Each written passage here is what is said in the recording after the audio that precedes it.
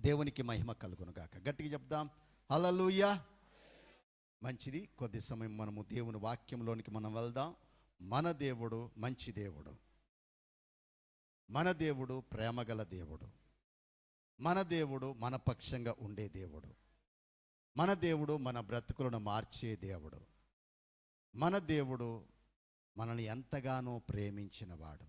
నీ తల్లి, నీ తండ్రి, నీ బంధువులు, నీ శ్రేయభిలాషులు ఎవరు చూపించినటువంటి ప్రేమను ఆయన చూపించిన దేవుడై ఉన్నాడు. దేవునికి మహిమ కలుగును గాక. హల్లెలూయా.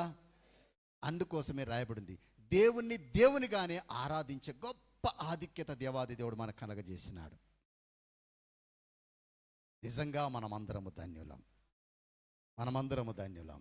ఎందుకు? యెహోవా తమకు, కాదా వాక్యం? యెహోవా తమకు అంటే దేవుడు దేవుడుగా మనం కలిగి ఉన్నందుకు నిజంగా ఆ ధన్యతలోనికి దేవాది దేవుడు మనల్ని నడిపించినాడు. మరి ఆ దేవుడు ఏర్పరచుకున్న జనులమే మనమందరం కూడా, ఆ దేవుడు ఏర్పరచుకున్నటువంటి జనులమే మనమందరం కూడా.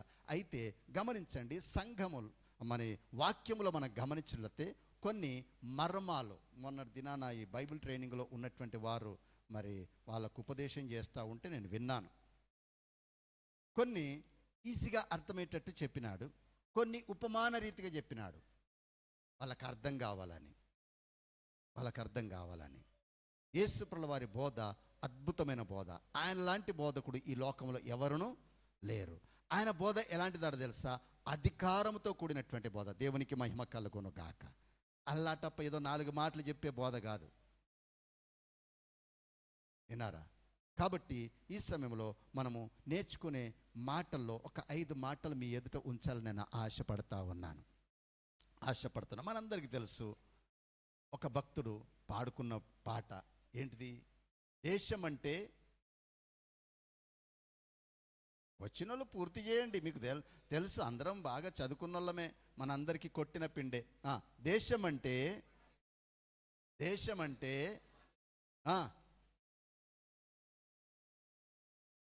అంతే వచ్చా?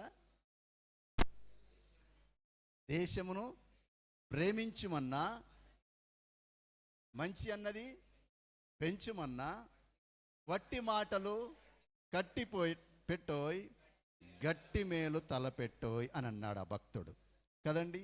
మరి ఇప్పుడు మనమందరం చేయవలసింది ఏదో విని అలా విడిచిపెట్టడానికి వీల్లేదు.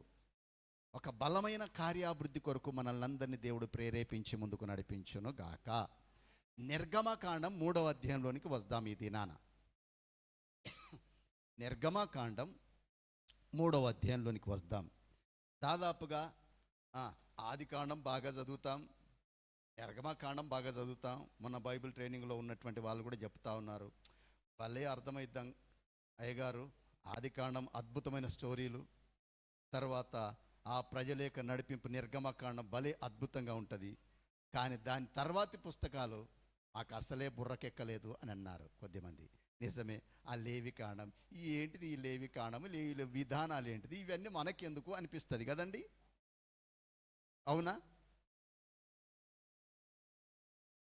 ఈ దైవ గ్రంథం అద్భుతమైన గ్రంథం. దీన్ని అర్థం చేసుకున్నట్టుకు పరిశుద్ధాత్ముడే మనకు బోధకుడుగా ఉన్నప్పుడు మనకు అర్థమవుతుంది, లేకపోతే అర్థం కాదు. ఇక సంఖ్యాకాండం కొద్దిగా ఆ ముందు కొద్దిగా భాగాలన్నీ కూడా ఏంటిది, ఈ జనం వీళ్ళు ఇంత ఉంటే మనకెందుకు అన్నట్టుగా అనిపిస్తుంది కదండి. ఈ గోత్రం వారింత, ఈ గోత్రం వారింత, ఈ గోత్రం వారింత అని అలా సంఖ్య అంతా చెప్తా ఉంటే ఈ లెక్క అసలు. అందుకోసమే ఈ లేవికాండం రాగానే ఏం చేస్తారు తెలుసా? జనవరి 1 తీసుకున్న నిర్ణయం ప్రకారము ఆదికాండం భలే అద్భుతంగా చదువుతారు. నిర్గమకాండం వచ్చేసరికి కొద్దిగా ఏమైపోతూ ఉంటారు వాళ్ళు కదా, ప్రయాణంలో వెనకబాటుతనం కలిగి ఉన్నట్టుగానే మన ప్రయాణం కూడా మెల్లగా చల్లబడతా ఉంటుంది.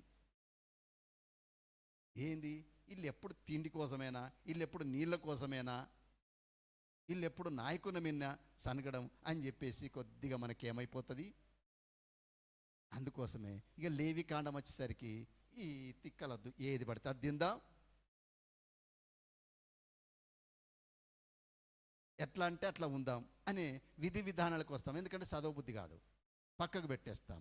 కానీ సంగమా, ప్రభు ప్రేమను బట్టి కోరుతున్నాను, అద్భుత రీతిగా 5 ధర్మశాస్త్ర గ్రంథాలుగా పేర్కొనబడినటువంటి ఆ వాటిని చదవడం మనకు చాలా దీవెనకరం. ఎందుకంటే దేవుడే తన నియమాలన్నింటినీ అందులో ఏం చేసినాడు తెలుసా? పొందుపరిచినాడు. అయితే ఈ సమయంలో నేను చెప్పాలనుకున్న మాట మనందరికీ తెలుసు. నిర్గమకాండం 3వ అధ్యాయంలో ఒక అద్భుతమైనటువంటి అనుభవము మోషే పొందుకున్నాడు. మోషే ఎవరంటే అమ్రాము యోకెబాదుల చిన్న కుమారుడు. భయంకరమైనటువంటి పరిస్థితుల మధ్యలో జన్మించిన వాడు ఆయన. ఎలాంటి పరిస్థితి అంటే ఆయన పుట్టే సమయంలో 2 ఏళ్ల లోపు పిల్లలందరూ కూడా ఏం చేయబడతా ఉన్నారు? చంపబడతా ఉన్నారు. గత వారం మనం విన్నాం. వంశాభివృద్ధిలో భాగంగా ఆ షిఫ్రా పూయాలు చేసిన పుణ్యకార్యం అంటాను నేను. ఏంటిది? దాన్ని బట్టి ఆ దేశంలో ఆ దినాల్లో ఇశ్రాయేలు ప్రజలు కాపాడబడుతూ వచ్చినారు. వారి వంశాభివృద్ధి విస్తరించినట్లుగా మనం గమనిస్తున్నాం. షిప్రాపూయల యొక్క వంశావళే కాదు, ఇశ్రాయేల్ యొక్క జనసంఖ్య కూడా విస్తరించింది. అయితే ఐగుప్తులో వీరి జనసంఖ్య విస్తరిస్తున్నప్పుడు వీరు ఎరగనటువంటి ఒక రాజు వచ్చినాడు. ఆ రాజు వచ్చిన తర్వాత వారికి బహుశ్రమలు మొదలైనాయి. ఎందుకంటే వీరి జనాంగం విస్తరించడం చూచి ఓర్వలేకపోయినాడు. అయ్యో, మనల్ని మించిపోతూ ఉన్నారు అని చెప్పేసి కఠినమైన శ్రమలు, వారు చేయవలసిన దానికంటే మించినటువంటి శ్రమ వారికి పెట్టినట్లుగా మనం గమనిస్తూ ఉన్నాం.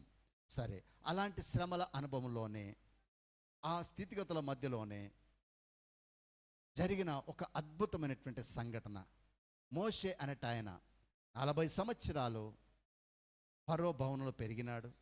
దాని తర్వాత అక్కడి నుండి పారిపోయినాడు. మిద్యాను అనే ప్రాంతానికి వెళ్ళినాడు. అక్కడ ఉన్నటువంటి ఒక యాజకుని మందను ఆయన కాస్తా ఉన్నాడు. 40 సంవత్సరాలు యాజకుడు అనేటువంటి ఇత్రో మందను కాస్తా ఉన్నాడు. ఆయన కుమార్తెని పెళ్లి చేసుకున్నాడు. అలా మందను కాస్తూ ఆయన ఒక దినాన హోరేబు కొండ మీదకి వచ్చినాడు. ఎక్కడికి వచ్చినాడండి? అందరు చెప్పండి. హోరేబు కొండ మీదకి వచ్చినాడు. ఆ కొండ మీదకి రాగానే అక్కడ ఒక అద్భుతమైన దృశ్యాన్ని ఆయన చూసినాడు. ఏంటిదా అద్భుతమైన దృశ్యము? 3వ అధ్యాయం 2వ వచనంలో మనం గమనించినట్లయితే ఈ అద్భుతమైనటువంటి మాటను మనం గమనించవచ్చు. చదువుదామా? నిర్గమకాండం 3వ అధ్యాయం 2వ వచనం. నేనే చదువుతాను. ఒక పొద నడిమిని అగ్ని జ్వాలలలో యెహోవా దూత అతనికి ప్రత్యక్షమాయెను. అతడు చూచినప్పుడు అగ్ని వలన ఆ పొద మండుచుండెను, కానీ పొద కాలిపోలేదు. అప్పుడు మోషే, ఆ పొద ఎలా కాలిపోలేదో నేను ఆ తట్టు వెళ్ళి ఈ వింత చూచెదననుకొనెను. దాన్ని చూచుటకు అతడు ఆ తట్టు వచ్చుట యెహోవా చూచెను. దేవుడు ఆ పొద నుండి మోషే మోషే అని అతన్ని పిలిచెను. అందుకతడు ప్రభువా అనెను. చిత్తము ప్రభువా అనెను. అందుకు ఆయన, దగ్గరకు రావద్దు, నీ పాదముల నుండి నీ చెప్పులు విడుము, నీవు నిలిచి ఉన్న స్థలము పరిశుద్ధ ప్రదేశము అనెను. చాలండి. ఇక్కడి వరకు మనం గమనించినట్లయితే ఇందులో నుంచి ఒక 5 మాటలు ఈ ఉదయకాల సమయంలో మనము ధ్యానించుటకు పరిశుద్ధాత్మదేవుడే మనకు సహాయం చేసి ముందుకు నడిపించును గాక. గట్టిగా చెప్దాం హల్లెలూయా. బేస్ ఎక్కువ వస్తుంది. ఎలీషా, క్లారిటీ వస్తుందా? సౌండ్ ఓకేనా? ఎన్నుకున్న వారు చెప్పండి ముందు. పర్వాలేదా? సరే, మంచిది. దేవునికి స్తోత్రం. ఇక్కడ ఈ మండుచున్న పొద అంటే మన అర్థాల్లో వేరే మనం ఆలోచించేయచ్చు. కానీ దేవుడు నాకు ఇచ్చిన ఆలోచన బట్టి కొన్ని మాటలు ఇక్కడ మీకు తెలియజేయడానికి నేను ఇష్టపడతా ఉన్నాను. పొద అనగా ఆ పొద ఏదో కాదు, సంఘమనే కుటుంబం. పొద అంటే ఏమిటండి? ఈ సంఘమనే కుటుంబం. ఈ పొద నుండి ఒక 5 అనుభవాలు మీ ఎదుట ఉంచాలని నేను ఆశపడతా ఉన్నాను. అనగా ఈ సంఘమనే కుటుంబంలో ఉండవలసినటువంటి 5 మాటలు మీకు గుర్తు చేయాలని నేను ఆశపడతా ఉన్నాను. అందుకోసమే గమనించండి. దేశం అంటే మట్టి కాదు, దేశం అంటే మనుషులని ఎందుకు పాడుకున్నామంటే కారణము పొద అంటే కేవలం పొద కాదు, ఆ పొద అనుభవమే సంఘ అనుభవం అని ఈ ఉదయకాలపు వేళ మీకు గుర్తు చేయాలని నా ఆశపడతా ఉన్నాను. ఏంటిది పొద? ఇది మొదటిది మండుచున్న పొద. ఏ పొద ఇది? మండుచున్న పొద. సంఘము అనే కుటుంబంలో ఉన్నటువంటి ప్రతి ఒక్కరి జీవితంలో మండుతున్న అనుభవం ఉండాలని దేవుడు కోరుతా ఉన్నాడు. మనమందరం ఎలా ఉండాలి తెలుసా? మండుతున్న ఆధ్యాత్మిక జీవితాల్ని మనం కలిగి ఉండాలి. మనలో మంట ఉందా? మండుతున్న అనుభవం ఉందా? లేకపోతే ఎక్కడి మంట అండి, ఎప్పుడో ఆరిపోయింది, ఆరిపోయినా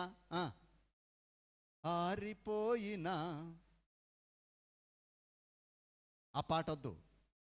నువ్వు మండుతున్న అనుభవంలో ఉంటే ఏం చేస్తావు? మండుతున్న అనుభవంలో ఉంటే ఆ పాట పాడవు. ఇక మండుతున్న అనుభవం లేకపోతే ఇప్పుడు ఏం చేయమంటావు? దేవా, ఇప్పుడు నా దీపాన్ని ఏం చెయ్యి, నువ్వు వెలిగించు. ఎంతకాలం వెలిగిస్తూ ఉండాలి? దేవుడు తన సన్నిధానంలో ఉన్నటువంటి అనుభవాన్ని కోరుతున్నాడు. ఆ బలిపీఠం మీద ఏముండాలన్నాడు తెలుసా? ఎప్పుడు మండుచున్న అనుభవం ఉండాలి. బలిపీఠం మీద అగ్ని ఆరడానికి వీల్లేదు. చూడండి, మనం లేఖనాల్లో గమనించినట్లయితే లేవీకాండం 6వ అధ్యాయం 12-13 వచనాలు. లేవియాకాండం 6వ అధ్యాయము 12-13 వచనాలు. బలిపీఠము మీద అగ్ని మండుచుండవలెను.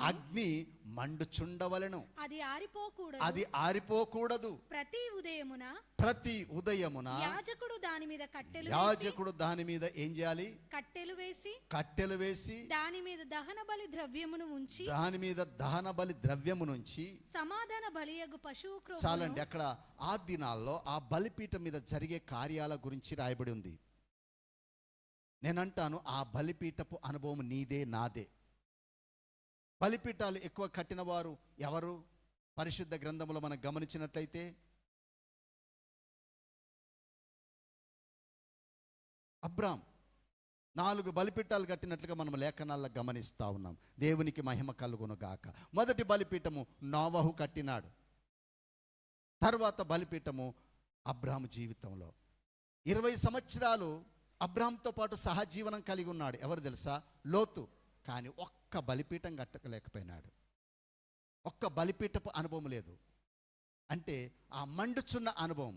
చూడండి, నేను అంటాను, ఈ సమయంలో మనం ఎంతకాలం ప్రభులో ఉన్నామనేది కాదు, ఆ పిలుపునకు లోబడి ఆ పిలుపులో కొనసాగుతున్నటువంటి అబ్రాహాము జీవితంలో బలిపీఠపు అనుభవాలు ఉన్నాయి. మరి ఆయనను వెంబడిస్తున్నటువంటి లోతు జీవితంలో ఏమి లేదు? బలిపీఠపు అనుభవం లేదు. నేను అంటాను, ఈ ఉదయకాలపు వేళ భర్తని బట్టి భార్య, భార్యని బట్టి భర్త, లేదా తల్లిదండ్రులు బట్టి పిల్లలు, పిల్లల్ని బట్టి తల్లిదండ్రి రక్షణ అనుభవంలోనికి వచ్చిన తర్వాత అందరూ మండుతున్న అనుభవంలో ఉండాలి. విన్నారా? మనము ఎందుకు కలిసి కుటుంబంగా సేవించే అనుభవంలో ఉండాలి. నేను అంటాను, ఈ సంఘం అంతా కూడా కలిసి మండుతున్న అనుభవంలో ఉండాలి. చల్లారిపోయిన స్థితిగతులు ఏమాత్రం ఉండడానికి వెళ్ళలేదు. ఎందుకంటే కట్టెలతో కట్టెలు కలిస్తే ఏం జరుగుతుంది? అక్కడే రాయబడింది కదా, ఇందాక మనం చదువుకున్నటువంటి వాక్య భాగంలో. యాజకుడు ఏం చేయాలి? నీవు నేను ఒక కట్టెగా ఆ మండుతున్న అనుభవం కలిగిన వ్యక్తులుగా మనం ఉన్నప్పుడే దేవునికి సంతోషం. ఎందుకంటే ఈ దినాల్లో చాలామంది చల్లారిన స్థితిగతుల్లో ఉంటున్నారు. అందుకోసమే ప్రకటన గ్రంథంలో దేవాది దేవుడు సంఘమనే దూత ద్వారా ఇస్తున్న సందేశం ఏంటి తెలుసా? నువ్వు చల్లగా లేవు, వెచ్చగా లేవు. అంటే పూర్తిగా మండుతలేవు, నువ్వు పూర్తిగా చల్లారిపోలేదు. ఉన్నావా అంటే ఉన్నావన్నట్టుగా ఉంది. కానీ దేవుడు ఆ స్థితి కోరడం లేదు. మనమందరం మండుచున్న అనుభవంలో ఉండాలని దేవుడు కోరుతా ఉన్నాడు. దేవునికి మహిమ కలుగును గాక. నీలో ఏమంట ఉంది? దినదిన మండుతున్న అనుభవంలో ఉన్నామా, లేకపోతే చల్లాని స్థితిగతుల్లో ఉన్నామా? చూడండి, యేసుప్రభువు వారు ఒక ఆయన చూసి ఈ మాట అన్నాడు. ఏమన్నాడు తెలుసా? ఆయన మండుచు, చెప్పండి దయతో, నేను కొద్దిగానే ఆరంభిస్తాను, మీకు తెలిసిన వాక్య భాగాలే. ఎవరి గురించి చెప్తా ఉన్నాడు తెలుసా? బాప్తిస్మిచ్చి యోహాను గురించి యేసుప్రభువు వారు ఏమంటున్నాడు? ఆయన ఎవరు చెప్తలేరు. మండుచు ప్రకాశిస్తున్నటువంటి దీపమై ఉండెను అని రాయబడింది. అంటే మంట ఏం కాలేదు ఆయనలో. ఉన్నది ఎక్కడ మరి? సంఘమనే సహవాసం మధ్యలో లేదు, జనుల మధ్యలో లేడు, ఎక్కడో అరణ్యంలో ఉంటున్నాడు. కానీ దేవునిలో మంట కలిగిన వాడు ఉన్నాడు. దేవునికి మహిమ కలుగును గాక. కాబట్టి ఈ ఉదయకాలపు వేళ మనందరి జీవితాల్లో మండుతున్న అనుభవం చాలా చాలా అవసరం. మీ పక్కన వారిని ముట్టండి, కొద్దిగా చూడండి, చల్లగా ఉన్నారా? శరీరం చల్లగానే ఉండవచ్చు, దేవునికి స్తోత్రం, మంచిదే. అబ్బో వేడి తగిలితే అబ్బో ఈయనకు జ్వరం వచ్చింది, ఈమెకు జ్వరం వచ్చింది అని చెప్పేసి మళ్ళీ కొద్దిగా ఇబ్బంది పడాల్సి వస్తుంది. విన్నారా? నిజమే. ఎక్కడుండాలి ఆ మండుతున్న అనుభవం? నీ హృదయంలో ఉండాలి. పైకి మంట లేకపోవచ్చు, కానీ నువ్వు మండుతున్న అనుభవం ఉండడము శ్రేయస్కరమని దేవుని వాక్యం సెలవిస్తూ ఉంది. సంగమా, చూడండి, మనము మండుచున్న అనుభవం గుండా ఉండాలని దేవుని వాక్యం సెలవిస్తూ ఉంది. మనందరికీ బాగా తెలుసు. దానియేలు గ్రంథం 3వ అధ్యాయంలో గమనించినట్లయితే అక్కడ ఒక అనుభవం షద్రక్, మెషక్, అబెద్నెగో అనే వారికి ఎదురైంది. ఏంటిదా పరిస్థితి అంటే, వారిని తీసుకుపోయి ఎక్కడేసినారు తెలుసా? మండుతున్న వేడిమి గల అగ్నిగుండములో వేసినారు. ఎంత మంట! అంతకుముందు మామూలు మంటగా ఉందట. దాన్ని ఆ రాజుగారు ఏం చేసినారట తెలుసా? 7 అంతలు ఎక్కువగా చేసినాడని రాయబడిందండి. ఎన్ని రెట్లు? 7 రెట్లు అధికము చేసినాడు. కానీ వాళ్ళు చెప్తున్న మాట ఒకటే, ఏంటి తెలుసా? నువ్వు ఎంత మంటలు వేసినా మా దేవుడు మమ్మను రక్షించగల సమర్థుడు. అంటే మంటల్లో మనం కాలిపోయినటువంటి అనుభవం మనకు ఉండాలి. మనం మంటల్లోనే ఉండాలి. అంటే శ్రమ అనుభవం కూడా ఉండాలని దేవుని వాక్యం సెలవిస్తూ ఉంది. అందుకోసమే చూడండి, పేతురు రాసిన పత్రికలు అంటాడు, ఎవడైనను క్రైస్తవుడైనందుకు ఏంటిదట? శ్రమ అనుభవించిన ఎడల అని అంటా ఉన్నాడు. అసలు శ్రమలు అనేవి ఎవరికి తెలుసా? మనం శ్రమల కొరకే సృజింపబడ్డాం. మన ప్రభుల వారు ఆ శ్రమలో మనం పాలిభాగస్తులు కావాలని దేవుని వాక్యం కోరుతా ఉంది. అయ్యా, ఎవడెటన్న పోని, నేను నా కుటుంబం మంచిగా ఉంటే చాలు, మంచిగానే ఉండాలి, నేను కాదనను. కానీ లోపల ఒక ఆధ్యాత్మిక మంట నీలో దినదినం మండుతూ ఉండాలి. ఆ మంటకు కారణం ఏంటి తెలుసా?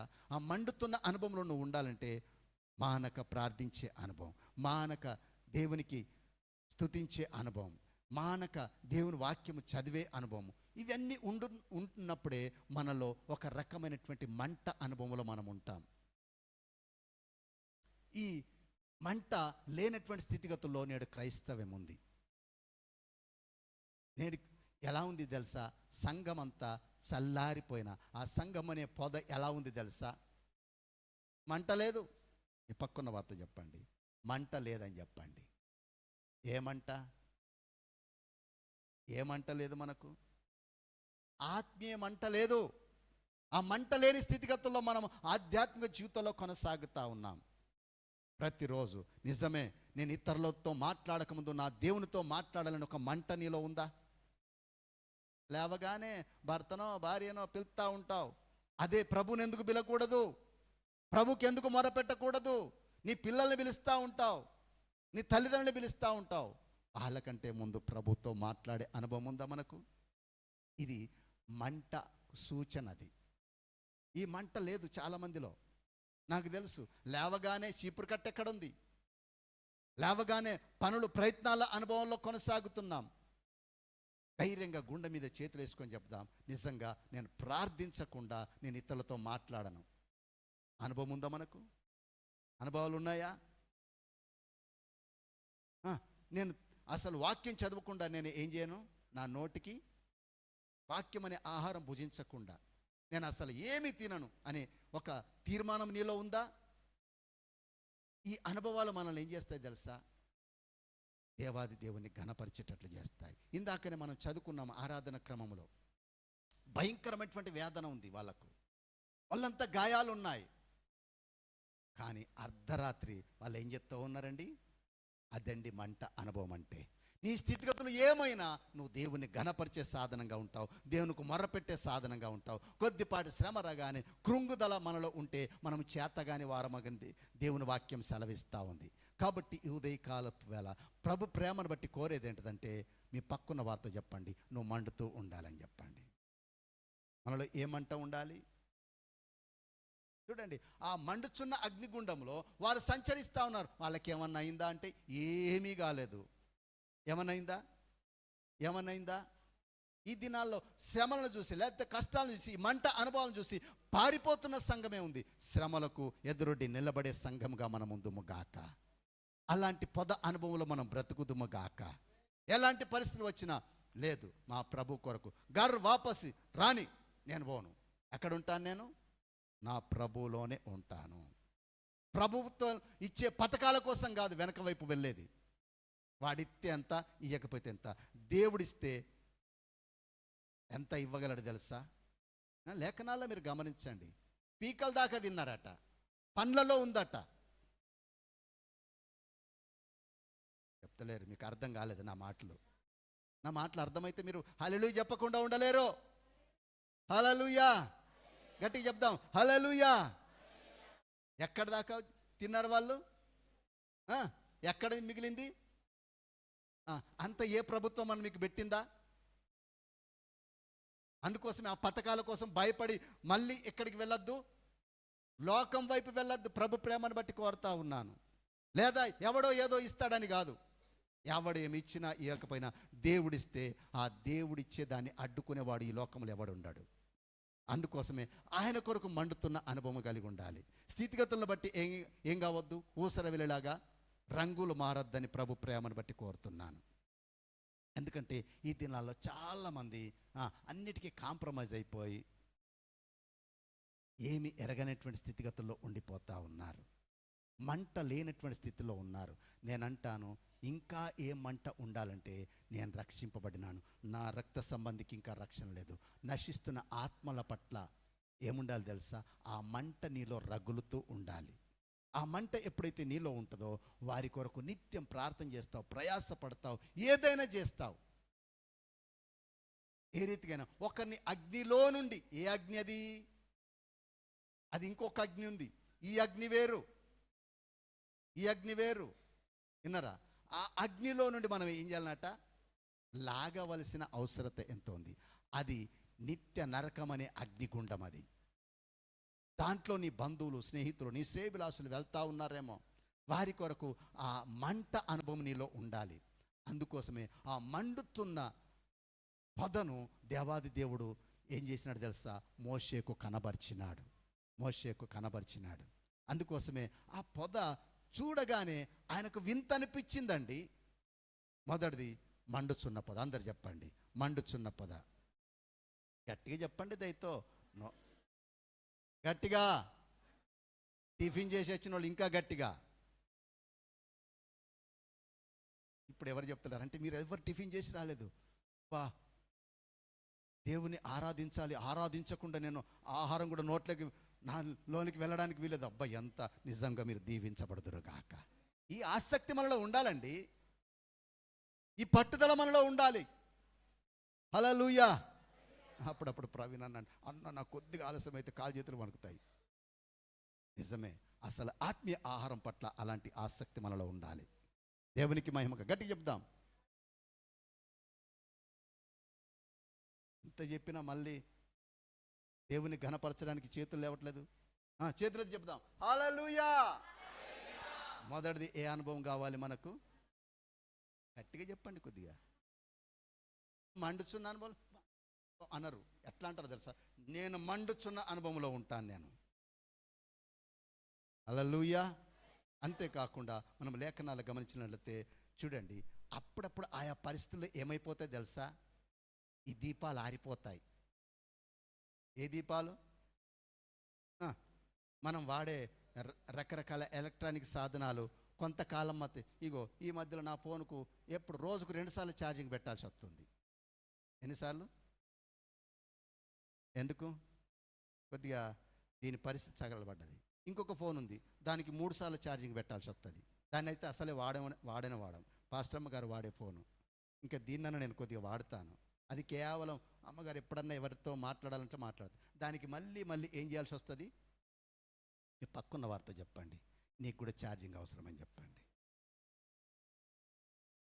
ఛార్జింగ్ కోసం ఎక్కడికి రావాలి మరి? ఈ మండుచున్న పొద అనుభవంలో మనం ఉండాలి. లేకపోతే ఏమైపోతాం తెలుసా? ఎందుకు చాలామంది ఈ పొద అనుభవంలో లేకుండా ఏమైపోతారు తెలుసా? వారాలు గడిచినా, నెలలు గడిచినా, ఇక సంవత్సరానికి ఒకసారి కనబడుతున్నారు జిగేల్మని. అది అప్పుడే మళ్ళా తుస్ అని ఏమైపోతుంది. అందుకోసం వాళ్ళని ఏమంటారు తెలుసా? మీకు తెలుసు, నేను మళ్ళీ నా నోట ఎందుకు అనాలి. అందుకోసమే నువ్వు మండుతున్న అనుభవంలో ఉండాలి అంటే కనీసం వారానికి ఒకసారి దేవుడిచ్చిన అవకాశాన్ని సద్వినియోగం చేసుకొని దైవ సన్నిధానంలో సంఘం అనే పద అనుభవంలో నువ్వు మండుతున్న అనుభవంలోనికి వచ్చుదువుగాక. హల్లెలూయా. ఇప్పుడు నువ్వు పూర్తిగా చల్లారిపోయినా నేను అంటాను, ఇప్పుడు వర్షాలు పడ్డాయి కదండి, కొద్దిగా వానకి ఏమైపోతాయి? కట్టెలన్నీ ఏమైపోతాయి? నాంతాయి. ఇప్పుడు వంట చేయమనండి ప్రవీణ్ అన్నను కానీ లేకపోతే సుదర్శన్ కానీ, అన్న ఈ కట్టెలు కాల్తలేదు, ఈ కట్టెలు నాకు వీటి మీద వంట చేయడం చెప్పండి. దేవుడు అంటాడు మన ద్వారా ఆయన ఆహారాన్ని భుజించాలని దేవుడు కోరుతా ఉన్నాడట. ఈ మండుచున్న పొద అనుభవంలో, ఈ బలిపీఠపు అనుభవంలో తాను ఏం చేయాలని కోరుతున్నాడు తెలుసా? ఆ బలిపీఠపు అనుభవం ఆహా ఏం చేస్తాడు తెలుసా? ఇంపైన సువాసనగా ఆయనకు చేరే విధంగా ఉండాలంటే మనం ఏం చేయబడాలి తెలుసా? మండుతున్న అనుభవంలో ఉండాలి. ఇక 2 వారాలకు 3 వారాలకు నువ్వు సంఘమనే సహవాసానికి వస్తావు. ఇక్కడ అయ్యగారు ఎంత మంట పెట్టినది కాలేదు. ఎందుకు చెప్పండి? నాని ఏమైపోయి ఉంటుంది అది? చెప్పండి. ఆ లోకమనే సముద్రంలో ఏమైపోయింది అది? అర్థమైతే లేదా నేను చెప్పే మాటలు? అర్థమైతే అసలు ఏమో మరి నా అనుభవం అట్లా ఉంతా పరిశీలన చేసుకుందాము గాక. హల్లెలూయా. దాన్ని మండించడం అయ్యగారికి కాదు, ఏ యాజకునికి కాదు. అందుకోసమే యాజకుడు ఏం చేయాలన్నట్ట? ఆ మండుచున్న అనుభవం, ఆ బలిపీఠం ఉండాలంటే ఏం చేయాలి? కట్టెలను కొద్దిగా ఎగదోస్తూ ఉండాలి. వంటలు వండేటప్పుడు ఏం చెప్తా ఉంటాం? కొద్దిగా కట్టెలను ఏం చేయండి? ఎగదోయమని చెప్తా ఉంటాం. లేకపోతే వంటలకు వెళ్ళేవారు కొద్దిగా అసిస్టెంట్లను పెట్టుకుంటారు, కొద్దిగా మీరు ఏం చేయండి. ఈ వంట మాస్టర్ ఏం చేస్తాడు? ఒక అసిస్టెంట్ని పెట్టుకుంటాడు. దేనికోసం? కేవలం కట్టెలను ఏం చేయడానికి.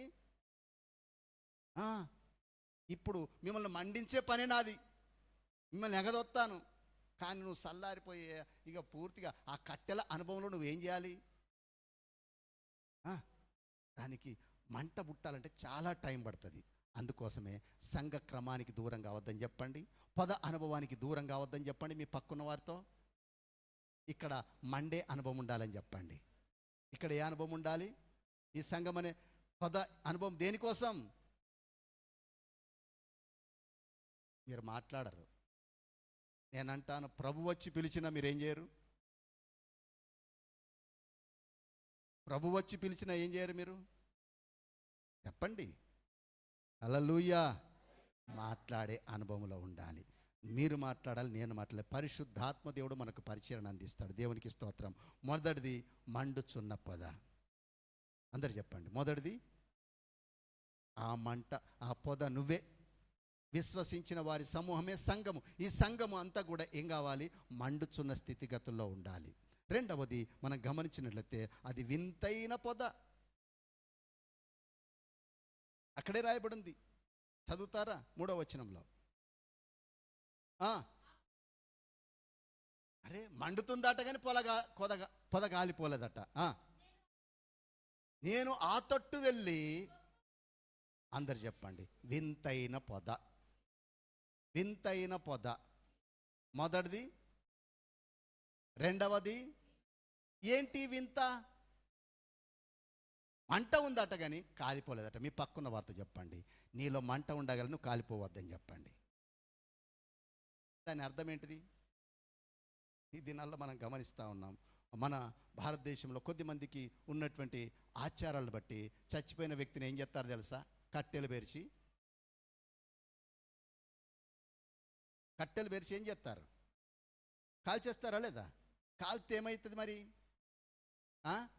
అట్లా కాల్చినా మనం ఏం కావద్దట. అదే అనుభవం ఇక్కడ ఉండాలని దేవుడు కోరుతా ఉన్నాడు. మన శరీరాలు ఏం కావద్దు.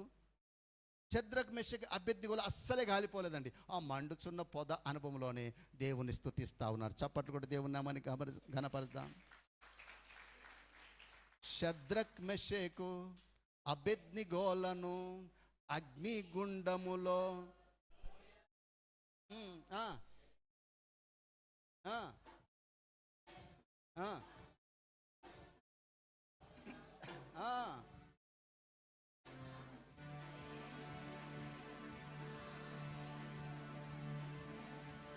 ఆ.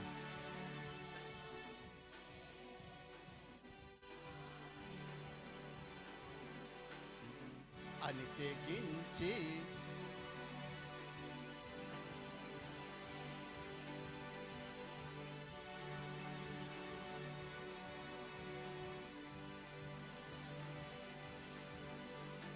ఇదంతా బలవంత భక్తి ఉంది. ఏదో మిమ్మల్ని వాడిపియాలా, ఆ ఆ మండుచున్న అనుభవంలోనికి తీసుకొని రావాలని నా తాపత్రయం అంతా కూడా. కానీ నువ్వు చల్లారిపోతే నేనేం చేయాలా? ఆ? నీలో మంట పుట్టించాలి. నువ్వు గాలుతున్నా ఏం కావద్దు, నువ్వు గాలుతున్నా ఏం కావద్దు, మంట ఉంటుంది కానీ కాలిపోవద్దు. ఎంత మంట ఉన్నా నువ్వు కాలిపోని స్థితిగతుల్లో ఉందువు గాక. హల్లెలూయా. అదే వింతైన అనుభవం. అందుకోసమే ఈ తట్టు నుంచి ఆ తట్టు తిరిగినాడట. ఎలా? అరే ఈ పొద ఏంటిది? ఆ నెబుకద్నెజర్ రాజు కూడా గుడ్లు అప్పగించి చూస్తా ఉన్నాడట. అరే మనం వేసింది ఎంతమందిని, మరి ఇప్పుడు ఎవరు కనబడుతున్నారు అంటే ఆ శ్రమల అనుభవంలోనే దేవుణ్ణి ఆరాధించే బిడ్డగా ఉండాలి, దేవుని సేవించే బిడ్డగా ఉండాలి. దేవుని కొరకు ప్రత్యేక అనుభవం అన్నట్టు ఇది. దేవునికి మహిమ కలుగును గాక. చూడండి, ఈ దినాల్లో అందరినీ గుర్తుపట్టచ్చు. వాళ్ళ వైఖరిని చూసి, వాళ్ళ అంటే వాళ్ళ వేషధారణ చూసి వాళ్ళని గుర్తుపట్టచ్చు. ఉదాహరణకు మీకు అర్థమయ్యటానికి చెప్తాను.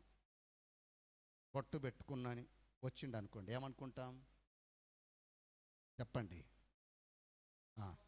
ఇంత చిప్ప లాంటి టోపు పెట్టుకొని వచ్చిండు అనుకోండి, ఏమనుకుంటాం? ఈ టోపీలు రకరకాలు ఉన్నాయి. మళ్ళా మనం పక్కకున్న మహారాష్ట్రలో మళ్ళీ వేరే టోపీ పెడతారు వాళ్ళు, తెలుసు కదా. ఈ టోపీకి ఆ టోపీకి తేడా ఉంది. మళ్ళా ఏది ఈ మన హిమాచల్ అటు వెళ్తే మరొక టోపీ పెడతారు, అది రంగురంగుల టోపీ. ఆ మధ్యలో అక్కడ పనిచేసే పిల్లడు నాకు ఒక టోపీ తీసుకొచ్చిండు. అంకుల్ ఈ టోపీ బాగా వాడతారని. కరుణాకర్ మీకు తెలుసు అనుకుంటాను. వింతైన రంగురంగుల టోపీ తీసుకొచ్చినాడు ఆయన నా కోసం. నిజమే, అదొక వింతైన టోపీ, విన్నారా? కానీ అలా వేషధారణ చూసి ఓహో వీళ్ళు ముస్లిం అని అనుకుంటాం కదండి. ఇంకా తల మీద పాగ కనబడగానే వీళ్ళు ఏమంటారు? వీళ్ళు సిక్కులు అని అనుకుంటాం కదండి. ఇక మూతికి మాస్క్ పెట్టుకొని అది ఇది ఉంటే అబ్బో వీళ్ళెవరు? తెల్లటి వస్త్రాలు వేసుకుంటారు, మూతికి మాస్క్ పెట్టుకుంటారు. అరే ఈ జనాంగాన్ని ఎప్పుడు చూడలేదా మీరు? జైన మతస్థులండి. అయ్యో, ఇలా రకరకాల వాళ్ళ వేషధారిని బట్టి మనం గుర్తుపట్టచ్చు. మరి దేవుని పిల్లలను ఎలా గుర్తుపట్టాలి? అరే ఇంత శ్రమలో కూడా వీళ్ళు నిలిచి ఉన్నారు, ఇంత మండుచున్న అనుభవంలో కూడా వీళ్ళు ఏం కాలేదు, కాలిపోలేదు. ఈ అనుభవము దేవుని పిల్లలకు ఉండవలసిన అవసరం ఎంత ఉంది. ఆదిమ సంఘానికి వచ్చిన శ్రమలు నేటి దిన సంఘాలకి ఇంకా రాలేదు. అర్థమైతే ఆదిమ సంఘ పరిస్థితి ఎలాంటిది తెలుసా? ఆదిమ సంఘ పరిస్థితి ఎలాంటిది తెలుసా? ఆల్రెడీ ఇప్పుడు ఇంకా అంతా దేవునికి స్తోత్రం, వచ్చే దినాలు అలా ఉండబోతున్నాయని చెప్తా ఉన్నారు. ఆరాధన జరుగుతుందని తెలిస్తే చాలు. ఇప్పుడు జరుగుతున్నాయి కొన్ని చోట్ల మన దేశంలోనే. ఇలా కూడుకున్నామంటే వచ్చేస్తూ ఉంది గ్యాంగ్. ఎక్కడొన్నక్కడ బాధతా ఉన్నారు. పాస్టర్ గారిని తీసుకుపోయి జైల్లో వేస్తూ ఉన్నారు. ఏదేదో కార్యాలు జరుగుతున్నాయి. చర్చిలు ధ్వంసం చేస్తూ ఉన్నారు. ఇంతకంటే మించి ఆదిమ సంఘ కాలంలో జరిగినాయి.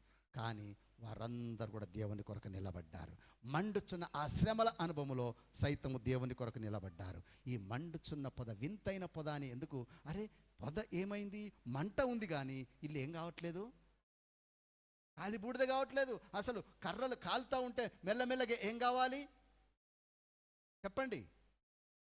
కాలిపోయి బూడిద రాలాలి. అక్కడ బూడిద ఏమాత్రం కనబడది.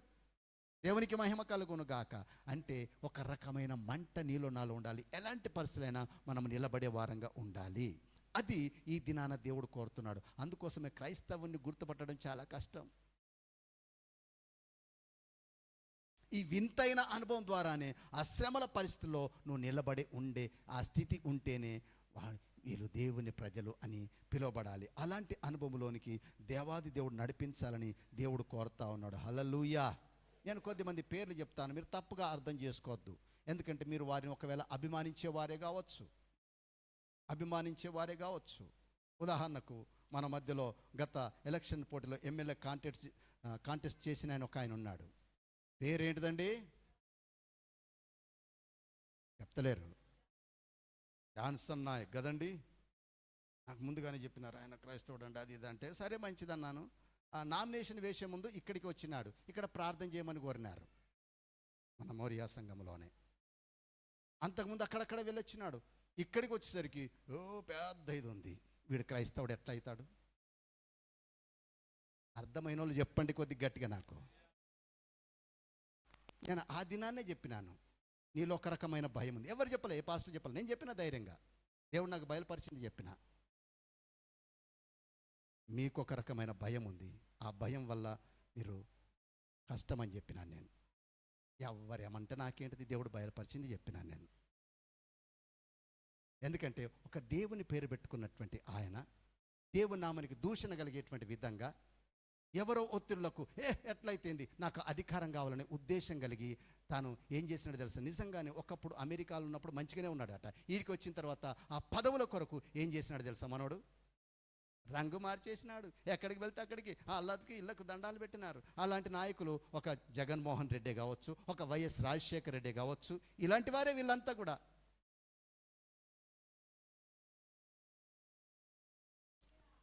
అందుకోసమే ఒక భక్తుడు అన్నాడు, దయతో ఈ మాటలు జాగ్రత్తగా పెట్టుకోనండి. ఒక వ్యక్తి యొక్క నమ్మకత్వం తెలవాలంటే ఏం చేయాలన్నాడు తెలుసా? 3 ఇవ్వాలన్నట. ఒక వ్యక్తి యొక్క నమ్మకత్వం తెలవాలంటే 3 ఇవ్వాలన్నట. గుర్తు పెట్టుకోండి ఇవి. నేను ఈ మధ్యలో ఒక దైవజన్ నోట విన్నాను. ఆయన చెప్పిన విధానం వేరు, అయితే నాకు అర్థమైన విధానం వేరు. అందుకోసం ఈ మాటలు చెప్తా ఉన్నాను. ఒక వ్యక్తి యొక్క, అది నీ నమ్మకత్వమైనా నా నమ్మకత్వమైనా, మన నమ్మకత్వము బహిర్గతం కావాలంటే 3 కార్యాలు జరగాలి. ఏంటిదది? మొదటిది, నీకు బాగా డబ్బు, బాగా బంగారం ఇచ్చి నిన్ను ఒంటరిగా ఉంచాలి. తర్వాత అక్కడి నుంచి దిగితే ఏమవుతుందో తెలవాలి. అర్థం కాలే మీకు? బాగా ధనమున్న చోట, బాగా బంగారము ఎక్కడంటే అక్కడ పడిన చోట నేను కొద్ది దినాలు ఉంచి అక్కడి నుంచి తీస్తే నిజంగా ఉన్నది ఉన్నట్టుందా, లేకపోతే ఏమన్నా అర్థం కాలే? మిస్ అయిపోతే దాని అర్థం ఏంటిది అన్నట్టు? అంటే మనము భలే నమ్మకస్తులమని మనల్ని మనం అనుకుంటాం కదండి. కానీ అస్సలు అవి ఇచ్చిన తర్వాత ఆ డబ్బున్న చోట, ఆ బంగారం ఉన్న చోట ఉంచి మనల్ని బయటకు తీస్తే అస్సలు మన రహస్యం ఏంటో, మన నమ్మకత్వం ఏంటో తెలియజేయబడుతుంది. అర్థమైంది కదా? రెండవది, స్త్రీ కానీ పురుషుడు కానీ ఒంటరిగా కొంతకాలము లేదా కొంత సమయము ఒక గదిలోనో లేకపోతే ఒక కార్యాలయంలోనో ఎక్కడో ఉన్నప్పుడు తర్వాత కొద్దిసేపటికి వాళ్ళని బయటకు తీయాలన్నట. అర్థం కాలేదా? స్త్రీ పురుషులు ఇద్దరు, ఎవరు లేరు, మిగతా వారిద్దరే ఉన్నారు. కొద్దిసేపటికి బయటకు వచ్చిన తర్వాత వాళ్ళ నమ్మకత్వం ఏంటితో బయటపరచబడుతుందట. ఇవన్నీ లేఖనాల్లోనే ఉన్నాయి, నా వ్యక్తిగత అనుభవాలు కాదు. అందుకోసమే రాయబడింది, బండ మీద. సామెతల గ్రంథంలో ఉన్న మాట అండి.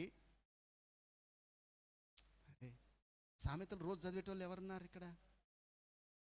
ఎవరో చెప్పిండ్రు, సర్పము జాడ. అంటే నిజంగానే వాళ్ళు ఏది లేక మళ్ళీ పరిశుద్ధంగా బయటకు వచ్చినారా? ఇది చాలా చాలా అవసరం అండి. అర్థం కాలేదా? అది ఎక్కడైనా కావచ్చు, ఏ స్థలంలో కావచ్చు. స్త్రీ పురుషులు ఒంటరిగా యవ్వన ప్రాయంలో ఉన్నవారు వాళ్ళ అలా ఉండి మళ్ళీ వాళ్ళు బయటకు వచ్చినప్పుడు ఎలాంటి ఇది లేకుండా బయటకు వస్తే వారి నమ్మకస్తులని రుజువుపరచబడతారు. నమ్మకస్తులని మొదటిది, ఎందుకో నా మాటలు కొద్దిగా ఈ అనుభవంలో కొన్ని చెప్పడానికి నేను తెగిస్తూ ఉన్నాను. ఒకటి, బాగా డబ్బు ధనమున్న చోట నీ నుంచి, బంగారం ఉన్న చోట నీ నుంచి బయటకు తీస్తే నీ నమ్మకత్వం ఏంటో తెలుస్తుంది.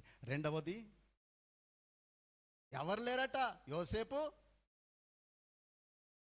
ఎవరన్నా ఉన్నారా? అది మన నమ్మకత్వం అంటే. అలా మన నమ్మకత్వాన్ని కనబరుచుకునే వారంగా ఉండాలి. దేవునికి మహిమ కలుగును గాక. మూడవది ఏంటిది తెలుసా? పదవి ఇచ్చి చూడాలి. ఏం పదవి అది? ఎమ్మెల్యేనా, ఎంపీనా? పోస్ట్ ఇచ్చి చూడాలి, అధికారం ఇచ్చి చూడాలి, లేకపోతే ఆ ఉన్నతమైనటువంటి స్థాయిలో పెట్టి చూడాలి. మన నమ్మకత్వం ఏంటిదో చూడండి. రాజుల గ్రంథాన్ని మీకు చదివితే మీకు అర్థమైపోతుంది. అంతవరకు బాగానే ఉన్నారు, అధికారం వచ్చిందా ఏమైపోయినారు? సౌలు మొదలుకొని పాపం అంతవరకు తప్పిపోయిన గాడిదల కొరకు ఎంత నమ్మకంగా వెతికేటోడు తండ్రి మాట విని. అవునా? అధికారం రాగానే చెప్పండి, అందులో దావీదు కూడా ఉన్నాడు. మీకు అర్థం కావడానికి చెప్తున్నాను. ఉన్నాడా దావీదు? చెప్పండి. బెత్షెబాను చూసినాడా? ఒక్క దైవజనుడి మధ్యలో అన్నాడు. అందుకోసమే మోడీ గారు బాత్రూంలో కట్టుకోవడానికి డబ్బులు ఇస్తా ఉన్నాడు. బాత్రూమ్ లేకనే బత్షెబా ఏం చేసిందట? అర్థమైతలేదు. అర్థమైన వాళ్ళు హల్లెలూయా చెప్తారు. బత్షెబా ఎందుకు పాపంలో పడిపోయిందట తెలుసా?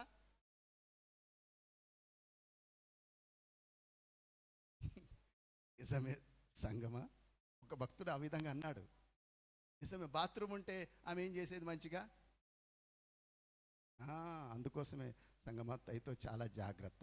మన నమ్మకత్వం అంటే ఈ మండుతున్న అనుభవంలో మనం పడిపోకుండా, కాలి బూడిదైపోకుండా మనము ఎలా ఉండాలి? అలా బలమైన పాత్రగా నిలబడాలి. అంటే తప్పకుండా ఇది వింతైన క్రైస్తవ జీవితం.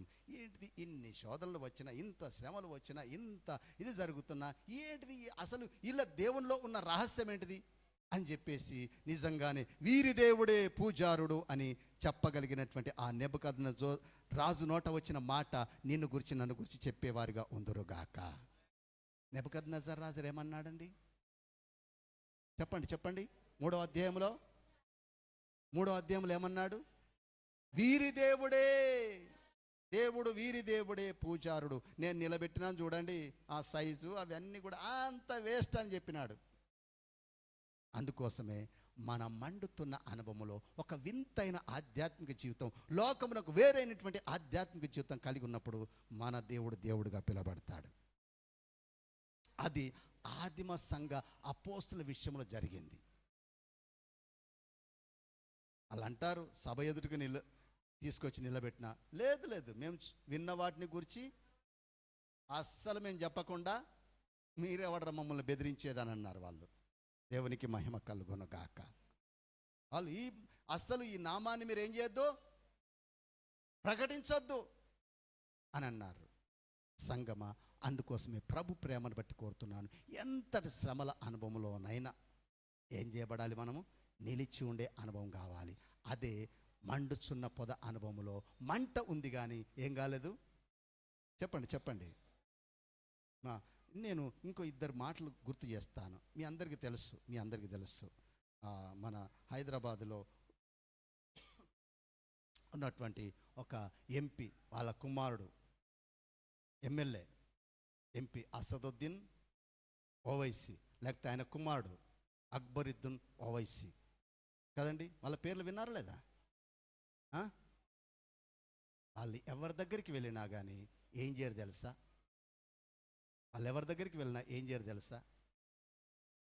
తమ మత భక్తిని కాపాడుకుంటున్నారండి. తలగ్గడం లేదండి, అయినా గెలుపు వాళ్ళకు వస్తూ ఉంది. అర్థం కాలేదు, అయినా వాళ్ళు గెలుస్తూనే వస్తున్నారు. ఇంకా ఈ అసదుద్దీన్ ఓవైసీ కంటే ముందు ఇంకొక ఆయన ఉన్నాడు, వాళ్ళ తండ్రి సలావుద్దీన్ ఓవైసీ ఎవరో ఉండే, మెంటకన్న ఆయన తెలుసు కదా. ఆయన కూడా గెలుస్తూ వచ్చినాడండి.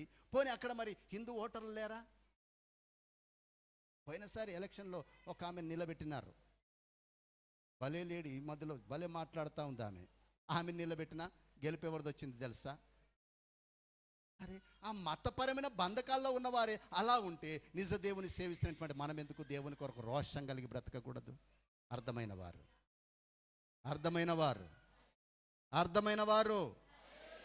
అందుకోసమే మండుతున్న పొద అనుభవంలో ఉన్న మనం ఏం కాకూడదు, కాలిపోకూడదు, కాంప్రమైజ్ కాకూడదు. ఇది నేను చెప్పాలనుకున్న మాట. మూడవది,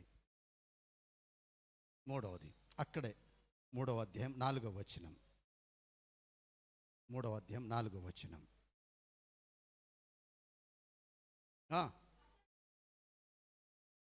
చాలండి. ఆ పొద అనుభవం దగ్గరలో ఉన్నటువంటి వారిని చూడ్డానికి ఎవరు వచ్చినారట తెలుసా? దేవుడు వచ్చినట్టుగా మనం గమనిస్తాం. దేవుడు చూస్తూ ఉన్నాడు. సంఘం అనే కుటుంబాన్ని దేవుడు చూచే పొద ఇది. హల్లెలూయా.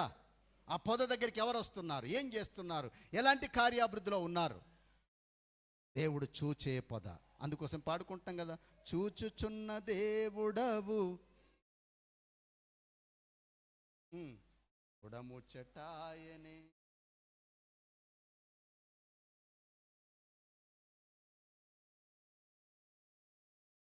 అదైతే మనకు రాదు.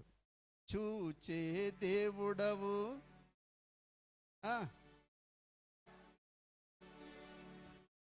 హల్లెలూయా.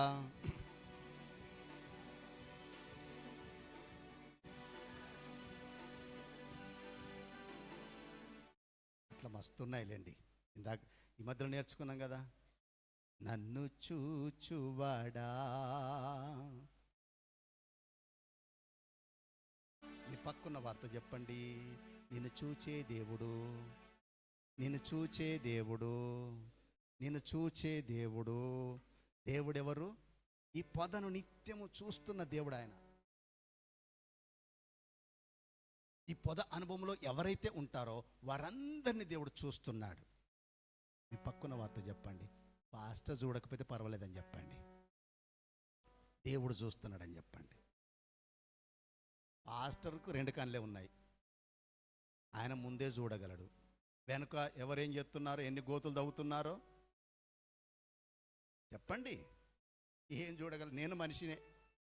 కానీ మన దేవుడు ఆయన అబద్ధమాడుటకు ఆయన దేవుడై ఉన్నాడు. దేవునికి మహిమ కలుగును గాక.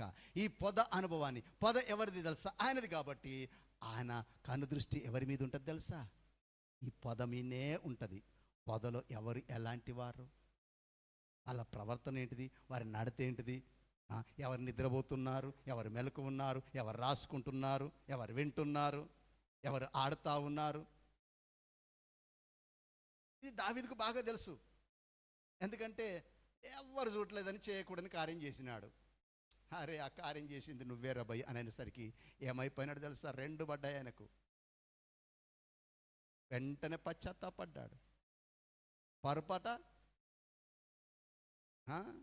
మనకు అసలు ఏడిపే రాదు. ఎంత నువ్వే ఆ పని చేసినోడి అని ఎంత చెప్పినా దేవుడు తన వాక్కు ద్వారా, మనం మాత్రం మనకేం రాదు.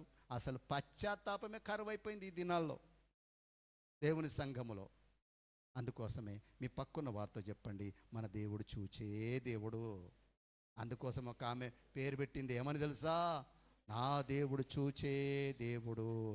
ఎవరి పేరు పెట్టినారు ఈ పేరు? ఎందుకంటే ఆమె యజమానురాలు ఏమో అన్నదని చెప్పేసి ఎక్కడికి పరిగెట్టింది తెలుసా? అరణ్యానికి పరిగెట్టింది. అక్కడ దేవుడు ఆమె స్థితిగతులు చూసినాడు. నేనంటాను, ఈ సంఘం అనే కుటుంబంలో అనే అనుభవంలో నీకు వచ్చిన తర్వాత, అనగా రక్షింపబడిన తర్వాత, నిన్నెక్కడున్న దేవుడు నిన్ను చూచే దేవుడై ఉన్నాడు. ఎందుకంటే ఈ హాగరు ఎవరి కుటుంబంలో చేర్చబడింది తెలుసా? ఈ అబ్రాహాము కుటుంబంలో చేర్చబడింది. మనం కూడా ఏ కుటుంబంలో ఉన్నాం తెలుసా? ఈ మోరియా సంఘం అనే కుటుంబంలో మనం ఉన్నాం. ఇక్కడనే కాదు, బయట కూడా ఆయన చూడగలడు. మీ పక్కన వారితో చెప్పండి, బయట కూడా ఆయన చూడగలడు. అందుకోసమే దావీదు ఏమంటాడు తెలుసా? 139వ కీర్తనలో, అయ్యా నువ్వు ఎట్టెడు చూడగలవు? అక్కడికి పోతే అక్కడ ఉన్నావు, ఎక్కడికి పోతే ఎక్కడ చూడగలడట ఆయన? అరే ఇన్ని రోజులు ఇక్కడ ఉన్నాడు, పోయి ఎక్కడ పడ్డాడు? అక్కడ పోయి దాక్కుందాం. అసలు దాక్కునే స్థలమే లేదు అక్కడ. కానీ చెప్తా ఉన్నాడు దావీదు గారు. 139వ కీర్తనలో మీరు చాలా జాగ్రత్తగా మనసు పెట్టి తర్వాత ఇంటికి వెళ్ళిన తర్వాత చదవండి. అప్పుడు నీకు గుర్తుకొస్తుంది, అబ్బా నా దేవుడు ఎక్కడున్నా. చెప్పండి చెప్పండి, గుడికి పోయినా గుడికి పోకున్నా, పక్కన్న వారితో చెప్పండి, నువ్వు గుడికి వచ్చినా గుడికి రాకున్నా, అంగట్లో తిరిగినా, ఈ దేవుడు ఎలాంటి దేవుడు? అందుకోసమే మన దేవుని గురించే ముందుగా చెప్పినాను నేను. ఈ దేవుడు ఎలాంటి దేవుడు కదా. అందుకోసమే ఒక ఆయన ఆ దేవుని సేవిస్తున్నా, ఉన్నావా? ఉంటే కళ్ళు మూసుకున్నావా అన్నాడు ఆయన కదండి. ఎందుకంటే అలా దేవుడు కళ్ళు మూసుకున్నాడట. అందుకోసమే బైబిల్లో రాయబడింది, ఇక అత్తడు చూడండి, ఇంకా ఇంకా రెచ్చగొడతా ఉన్నాడు మనోడు ఏలియా. ఇప్పుడు అత్తడు చూడండి అంటే ఇంకా గాయపరుచుకుంటున్నారు, ఇంకా డ్రమ్ములు కొడతా ఉన్నారట. ఆ దేవుడు రాడు, చూడడు. హల్లెలూయా. కాబట్టి మన దేవుడు ఎవరండి? గుడికి వచ్చిన వాళ్ళని చూస్తారు, గుడి బయట ఉన్న వాళ్ళని చూస్తాడు. హాగర్ను చూసిన దేవుడు హన్నాను చూడడా? అక్కడే రాయబడింది మొదటి సమూయేలు గ్రంథంలో. ఎవరిని చూసిండట అంటే గుళ్ళో కూడా నువ్వు ప్రార్థన చేస్తున్నావా, పాటలు పాడుతున్నావా, ఏం చేస్తున్నావు అంతా చూస్తాడు. పాస్టర్ గారికి అర్థం కాదు. పాస్టర్ ఏమన్నాడు తెలుసా? ఏమ్మా గుడికి కూడా తాగి వచ్చినావా? అదే మాట అన్నాడు. మీరు చూడండి, అదే మాట అన్నాడా? ఏమమ్మా ఇంత వేసుకొని వచ్చిన 90 ఏమంటారు? 90 కదా, ఏమంటారో మొత్తానికి బాగా రోజులే. ఎందుకంటే ఆ అనుభవం నుంచి దూరం అయిపోయిన ఒకప్పుడు అప్పుడప్పుడు ఏదన్నా ఫ్రెండ్స్ తోటి. కాబట్టి ఏదేమన్నప్పటికీ ఇక్కడ గుడికి వచ్చిన వాళ్ళని చూస్తాడు. మీ పక్కన వార్త చెప్పండి, గుడి బయటన్నా చూస్తాడని చెప్పండి. ఈ దేవుని కనులకు మరుగైనది చెప్పండి, చెప్పండి, గట్టిగా చెప్పండి. ఈ దేవుని కనులకు మరుగైనది మొదటిది, రెండవది చెప్పాలి చెప్పాలి. నేను ఇంకెక్కువ చెప్పాలనుకున్నా కానీ సమయం చాలా అమూల్యమైనది. చెప్పండి చెప్పండి. దేవుడు చూసే పొద ఇది, దేవుడు కనుదృష్టి ఉన్న పొద ఇది. ఈ పొద మీద దేవుని కన్నులు నిత్యం ఉంటాయి. హల్లెలూయా. దేవుని వాక్యం సెలవిస్తుంది ద్వితీయోపదేశ కాండంలో, సంవత్సరం ఆది మొదలుకొని సంవత్సరం అంతం వరకు దేవుని కనుదృష్టి ఆ దేశం మీద, ఆ కనాను మీద, లేకపోతే ఆ దేవుడు ఏర్పరచుకున్నటువంటి ప్రజల మీద, లేకపోతే ఆయన ఏర్పరచుకున్న సంఘం మీద ఉంటుందని దేవుని వాక్యం సెలవిస్తూ ఉంది. నాలుగవది అదే నిర్గమకాండము 3వ అధ్యాయం 4వ వచనం. మరొకసారి చదువుదాం.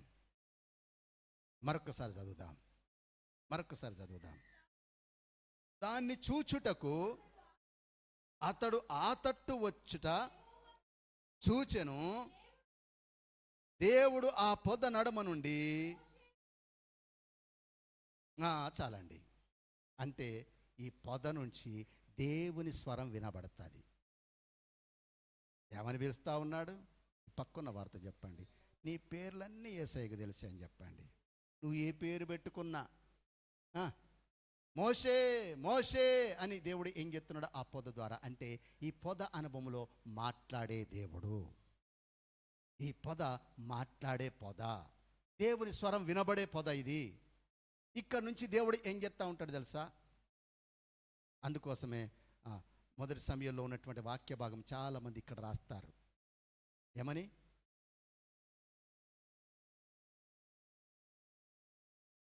ఈ వేదికకి ఏమని పేరు పెడతారు?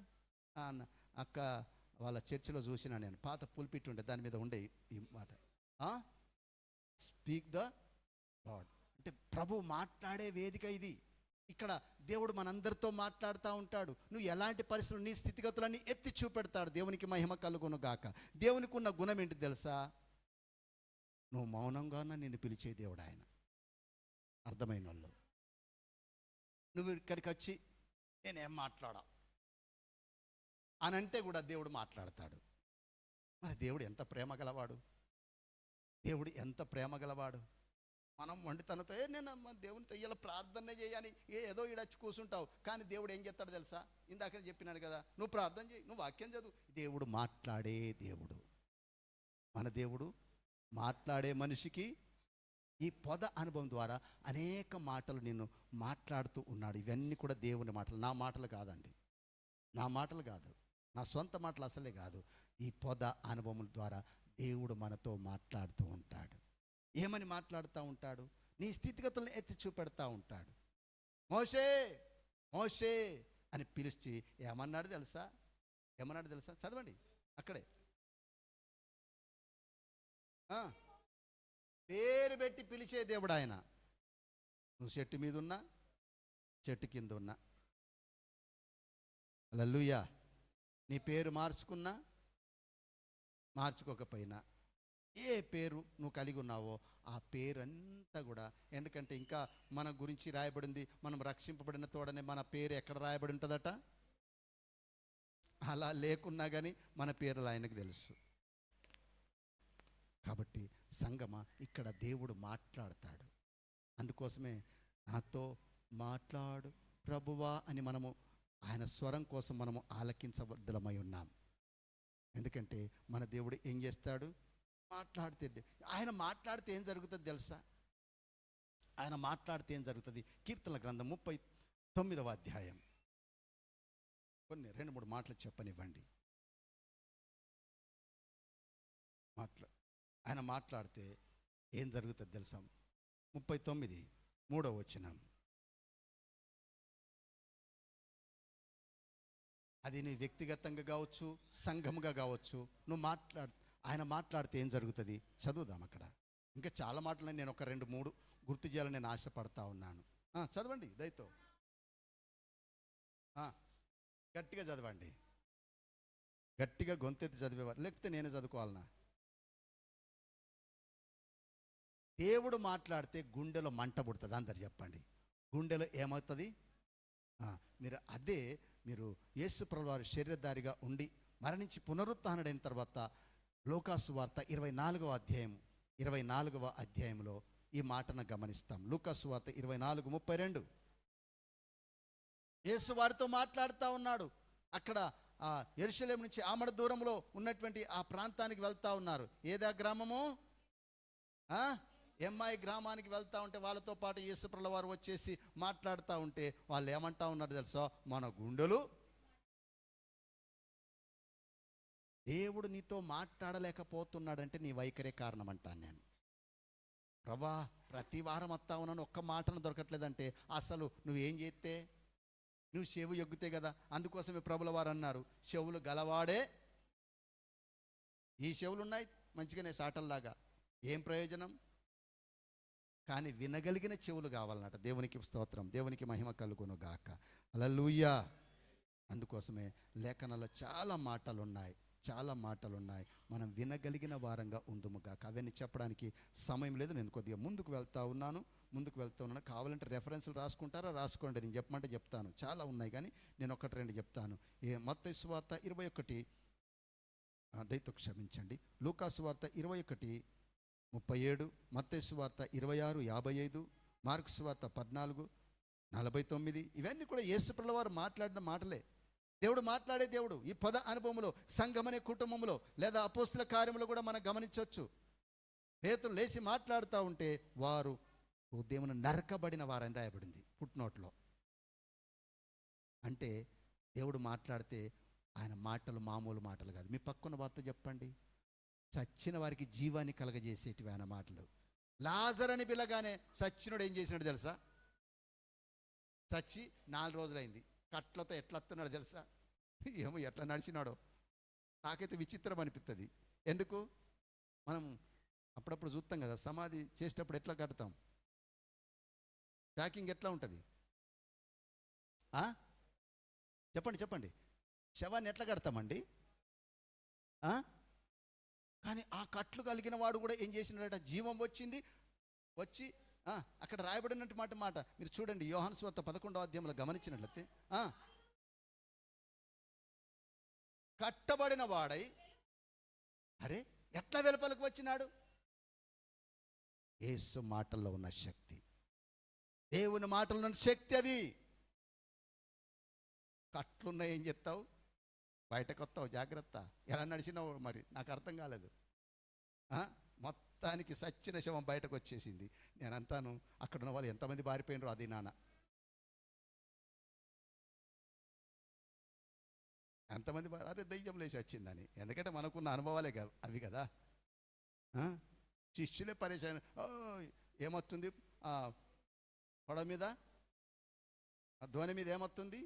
భూతం అన్నారట. దేవుణ్ణే భూతం అన్నోళ్ళుగా చచ్చిన శవం బయటకు వస్తే ఇల్లుకుంటారా? కాబట్టి సంగమా, దయతో గమనించండి, దేవుని మాటల్లో ఉన్న శక్తి అది. లేని వాటిని ఉన్నట్టుగాను, ఉన్న వాటిని లేని వాటిగాను. 5వది చెప్పి నేను ముగిస్తాను. 3వ అధ్యాయము 5వ వచనం. మళ్ళీ ఏది అని అడగకండి. మళ్ళా ఏ అధ్యాయం అన్నా అని అడగకండి. ఎందుకు? మన ఫోకస్ అంతా ఎక్కడుంది? ఆ? ఎందుకంటే అస్సలు ఉన్నది అక్కడ. మళ్ళా ఏ అధ్యాయం అన్నా అనకండి. 3వ అధ్యాయం 5వ వచనం నేనే చదువుతాను, మీకు కొద్దిగా ఇబ్బంది అవుతా ఉంది.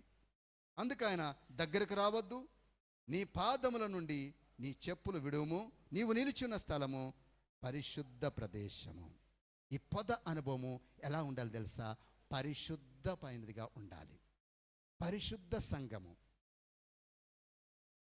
సంఘమని ఈ పద ఎలా ఉండాలి తెలుసా? పరిశుద్ధమైనది, అపవిత్రత్వం లేనటువంటిది. ఒకవేళ ఉన్నా అది కాల్చివేయబడును గాక, అది కాల్చివేయబడును గాక. ఎందుకంటే ఇక్కడికి వస్తాం, ఇంకా అపవిత్రమైన కార్యాలే ఉంటాయి. దేవుడు మాట్లాడుతుంటాడు, ఏయ్ బీడి బంద్ చేయి. అవును ప్రభా, నీకు ఇక్కడి నుంచి తాగను. బయటకు వెళ్తే మళ్ళా వీడి గుర్తుకొస్తుంది, మందు గుర్తుకొస్తుంది, అబద్ధాలు గుర్తుకొస్తాయి, వ్యభిచారం గుర్తుకొస్తుంది. ఇన్ని మాట్లాడుతూ ఉంటాడు. మళ్ళీ చెప్పండి ఎందుకు? నీవు నేను పరిశుద్ధమైన పద అనుభవంలో ఉండాలి. ఆయన స్వరక్తం ఇచ్చి సంపాదించిన సంఘం, ఆయన రక్తంలో నీ ప్రతి పాపం ఏం చేయబడింది చెప్పాలి. ఇంకా అపవిత్రమైన కార్యాలకు నీలేంగా నా జీవితం ఉండకూడదు. ఒకవేళ అంటిందా, వెంటనే ఆ గొర్రెకున్న స్వభావం ఏంటిదో తెలుసా? ఇంత మాలినం అంటే వెంటనే ఏం చేస్తుందట? దులిపేసుకుంటుంది. కొద్దిమంది గొర్రెలు కాదు, బర్రెలే. అర్థమైన వాళ్ళు చెప్తారు, నాకు గట్టిగా ఏకీభవించి చెప్తారు. కొద్దిమంది ఎంత అన్నా నువ్వు ఏదైనా చెయ్యు, నా జీవితము అపవిత్రమైన కార్యం, పంది లాంటి బతికే, అందులోనే దొరలాడు, అందులో ఎంజాయ్ చేయడం. అపవిత్రత కాల్చివేసే ప్రయత్నం దేవుడు చేస్తున్నా దాన్ని వదిలిపెట్టారండి. ఇది నేడు దినాల సంఘానికి ఉన్నటువంటి గొప్ప మచ్చ. ఇది తొలగిపోవాలి, అపవిత్రత దూరం అయిపోవాలి. అందుకోసమే రాయబడింది ఏమని తెలుసా? క్రీస్తు సంఘమును ప్రేమించి. చదువుతారా? మీరు చదవాల్సిన అవసరం లేదు. అది కలంకమైనను అట్టిది మరి ఏదైనాను ఉండకూడదని దేవుడు తన వాక్యమనే. ఎందుకయ్యా ఈ 45 నిమిషాల ప్రసంగం, ఎందుకయ్యా ఈ అరగంట, ఎందుకయ్యా ఈ గంట మాటలు అంటే, మీ పక్కన్న వారితో చెప్పండి, నిన్ను అడగడానికి అని చెప్పండి, నీలో ఉన్న అపవిత్రత తొలగించడానికి అని చెప్పండి. ఒంటికి సబ్బు భలే రాసుకుంటున్నావు, ఏ సబ్బు రాసుకుంటావో నాకు తెలియదు. కొద్దిమంది అంటారు, నాకు ఎర్రటి సబ్బే కావాలా, నగ్గా ఏది ఆరెంజ్ సబ్బు, అది ఏదేంటిది మన గ్లో కలర్, అదే దాన్ని ఏమంటారు, బ్రౌన్ కలర్, అదే కావాలా, నాకు ఆ డవ్ సబ్బే కావాలా. ఏ సబ్బు రాసుకుంటే ఏం ప్రయోజనం? అది నీ శరీరానికి ఉన్నటువంటి మాలిన్యం. ఇట్లా రాసుకుంటావు, బయటకు వచ్చేసరికి ఇంత చెమట పడితే మళ్ళీ కంపు వాసన. కానీ యేసు రక్తం, యేసు మాటలు ఏం చేస్తా తెలుసా? నీలో ఉన్న ప్రతి కలంకాన్ని కడిగి వేస్తాయి. ఆయన కడిగే పనిలో ఉన్నాడు. మీ పక్కన్న వారితో చెప్పండి, నీలో ఉన్న అపవిత్రతను కాల్చేసే పనిలో ఉన్నాడు. మనలో కొద్దిమంది కాల్చివేయబడట్లేదు. నేను ఇందాక చెప్పినాను కదా, ఎందుకు కాల్చబడలేదంటే తడి అయిపోయింది, లోక కార్యాలకు నానిపోయి ఉంది. ఇక కాల్చమంటే అయ్యగారు ఎంత మంట పెట్టినా మళ్ళా ఎట్లొచ్చిన కట్టె అట్లనే పోతుంది. ఎక్కడికి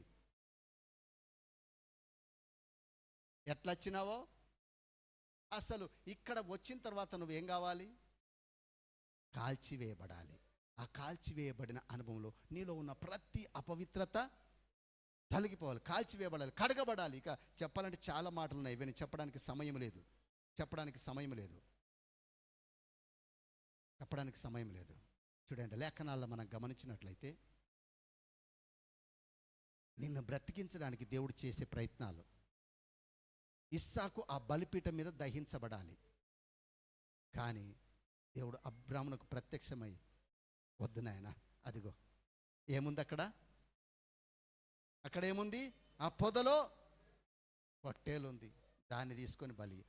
ఆ పొదలో పొట్టేలు యేసు ప్రభువారు. ఆ యేసు ప్రభువారు ఇక్కడ ఉన్నాడు, నీకోసం ఆయన బలి అయిపోయినాడు, తన పరిశుద్ధ రక్తాన్ని చిందించినాడు. ఇంకా కడుక్కోకపోతే ప్రయోజనం ఏంటిది? ఎంతకాలం ఇంకా అపవిత్రతలో ఉంటావు? మీ పక్కన్న వారితో చెప్పండి, అపవిత్రులందరూ అందువేయబడదురు. ఏ అపవిత్ర కార్యం నీలో ఉందో నాకు తెలియదు. ఎప్పుడు ప్రభు రాకడతో తెలియదు, ఎప్పుడు నీ పోకడన్నా నాకు తెలియదు. చెప్పండి, ఎవరు చెప్పగలరు ఇక్కడ ఉన్నటువంటి గ్యారెంటీలు?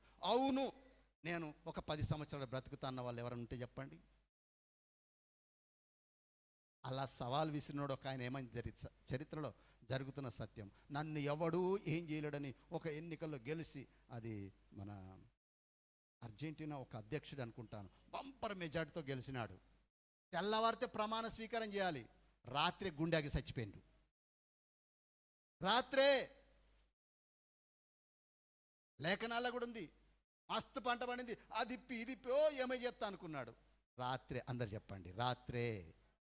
ఈ పక్కున్న వార్త చెప్పండి, నీ పోక్కడెప్పుడో చెప్పండి. దయతో పక్కున్న వార్త, చివరి మాటలు, ఇక అయిపోయింది, చివరి మాటలు. నీ పోక్కడెప్పుడో, ప్రభు రాకడెప్పుడో నీకు తెలియదు, నాకు తెలియదు, దేవునికే తెలుసు అని చెప్పండి. హల్లెలూయా, హల్లెలూయా. అందుకోసమే పాపములో బ్రతకద్దు, పవిత్రతలో బ్రతుకుదుము గాక, పరలోకాన్ని స్వతంత్రించుకుందుము గాక. అర్థమైతే గట్టిగా చెప్తావు, వ్యర్థమైతే నువ్వేం చెప్పావు, నువ్వెన్ననే చెప్పుకో, నాది నాది అంటావు. కాకపోతే ఒక 2 మాటలు మీకు గుర్తు చేయాలని నేను ఆశపడతా ఉన్నాను.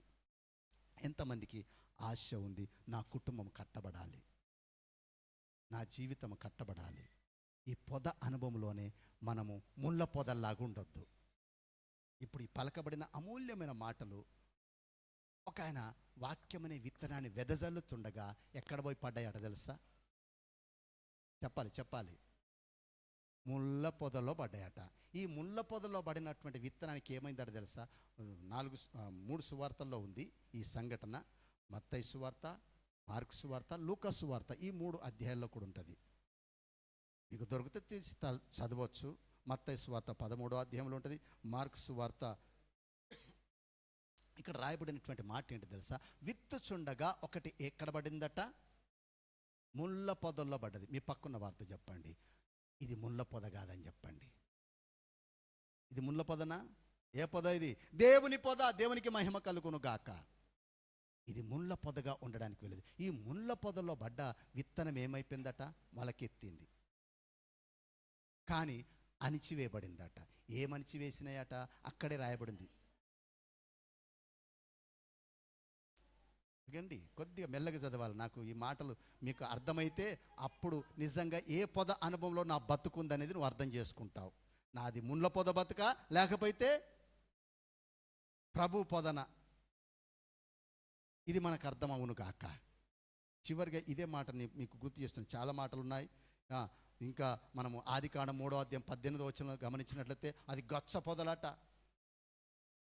దేవుడే ఆ తోట ఆదాము కొరకు, నాయన ఈ అనుభవం నీకు చాలు, ఇగో నీకు ఇప్పుడు ఏంటిది, ఏ పొద కావాలి నీకు? ఇక దేవుడే ఏం చేసినాడట? ఎంత గడ్డి బీకినా, ఎంత మందు కొట్టినా మళ్ళా చెప్పండి, అగో మొన్ననే మందు కొట్టినా, అబ్రాహ్మణనే కొట్టిండు, 600 ఖర్చు చేసిన ఆ మందు డబ్బాల కోసమే.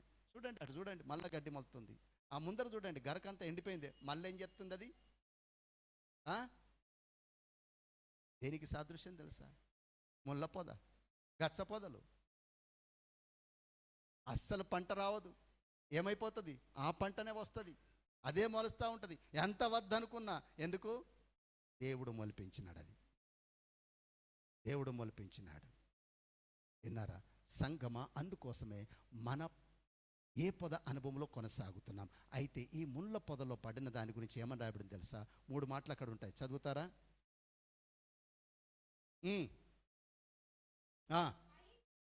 మీ పక్కన్న వార్త చెప్పండి, మస్తు వాక్యం వింటావని చెప్పండి. చర్చికి వస్తే పాస్టర్ వాక్యం వింటావని చెప్పండి. ఇంటికి వెళ్తే యూట్యూబ్లు చెప్పండి. ఈ ఎందులోనో వాక్యాలు వస్తూ ఉన్నాయి కదండి ఈ దినాల్లో, అవన్నీ వింటావు.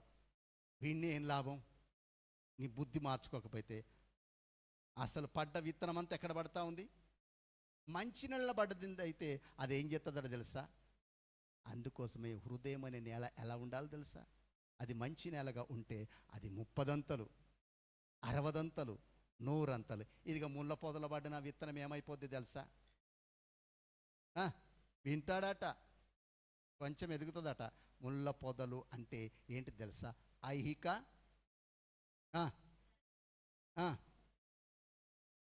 ఇంకొక చోట 3 ఉంటాయి, ఇక్కడ 2 ఉన్నాయి కదండి. ఇంకో చోట 3 ఉంటాయి. ఏంటి తెలుసా? ఆ, ఐహిక విచారం అంటే ఎప్పుడు లోకంలో ఎట్లా బతుకుదామా, లోకస్తులు ఏం తిందాం, ఏం తాగుదాం, ఏమి ధరించుకుందాం, అంత లోకస్తులు. మన ఐహిక విచారం మనం చింతించడానికి వెళ్ళదు. మన దేవుడు మనల్ని పోషించగల సమర్థుడు. నమ్మిన వారు ఎంత ఇరుకుల్లోనైనా ఆయన ఏం చేయగలడు. మార్క్స్ వార్తలు అనుకుంటాను 3 ఉంటాయి, లేదా లూకాస్ వార్తలు ఒక దగ్గర 3 ఉంటాయి, ఒక దగ్గర 2 ఉంటాయి. ఐహిక విచారం, ధన, ఎప్పుడు డబ్బు పిచ్చే మనోనికి. ఎప్పుడు అట్లా ఏది చెప్తే ఎంత వస్తుంది. ఇలా లెక్కలన్నీ ఎక్కడుంటాయి తెలుసా? రాత్రి నిద్ర కూడా పట్టదు, మైండ్ బాగా ఫాస్ట్ పనిచేస్తూ ఉంటుంది. ధనమోహం అట అక్కడ రాయబడింది, ఉందా అన్న?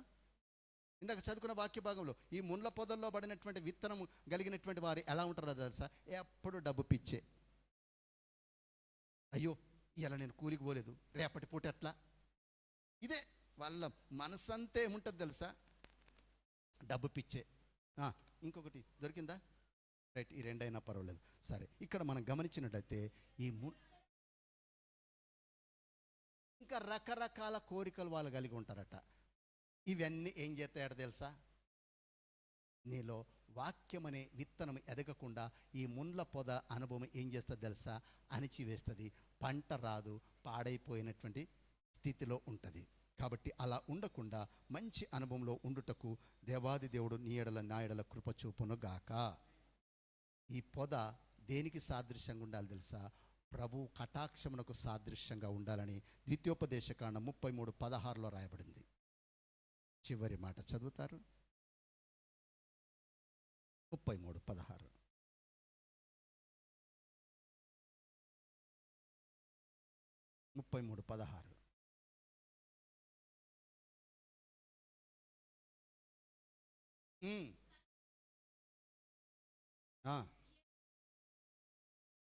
ఆమేన్, హల్లెలూయా.